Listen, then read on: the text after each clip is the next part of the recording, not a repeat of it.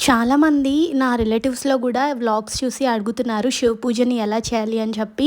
శివ పూజ అనేది చాలా ఈజీ. అది మనం కార్తీక మాసంలోనే చేసుకోవాల్సిన అవసరం అయితే లేదు. ఓన్లీ ఎప్పుడు మండే అయినా మనం చేసుకోవచ్చు. మార్నింగే లేచేసి మనం సెపరేట్‌గా ఒక పీట పెట్టుకొని దానికి 3 రకాల అంటే 3 కలర్స్ ఆఫ్ ముగ్గులు వేయాలి. అండ్ 3 టైప్స్ ఆఫ్ ఫ్లవర్స్ పెట్టాలి. ఈ దేవుడికి ప్రసాదం అంటూ ఏముండదు. కొట్టిన కొబ్బరికాయని ముక్కలుగా చేసి అందులో పంచదార కానీ, బెల్లం కానీ వేసుకుని ప్రసాదం కింద పెట్టుకోవాలి. అండ్ ఇందులో కోకోనట్ ఆయిల్ కానీ లేదంటే ఆవు నెయ్యితో మాత్రమే దీపం పెట్టుకోవాలి. వినాయకుడిని సెపరేట్‌గా పెట్టుకుని వినాయకుడికి, శివుడికి తాంబూలాలు సెపరేట్‌గా పెట్టుకోవాలి. ఇంకా మారేడు దళాలు ఉంటాయి కదా! అవి కూడా మెయిన్ ఈ పూజకి. శివదేవుని కథ అని చెప్పి బుక్ దొరుకుతుంది. ఆ బుక్‌లోని అష్టోత్తరాలు ఇంకా కథ ఉంటుంది. కథ చదువుకోవాలి. అష్టోత్తరాలు చదివేటప్పుడు కొబ్బరి నీళ్ళు ఏదైతే కొబ్బరికాయ కొడతామో ఆ కొబ్బరి నీళ్ళు మారేడాకుతోని ఆ ఫోటోకి అభిషేకం చేసుకోవడమే. అంతే, ఈ పూజ చేసుకోవడం చాలా ఈజీ.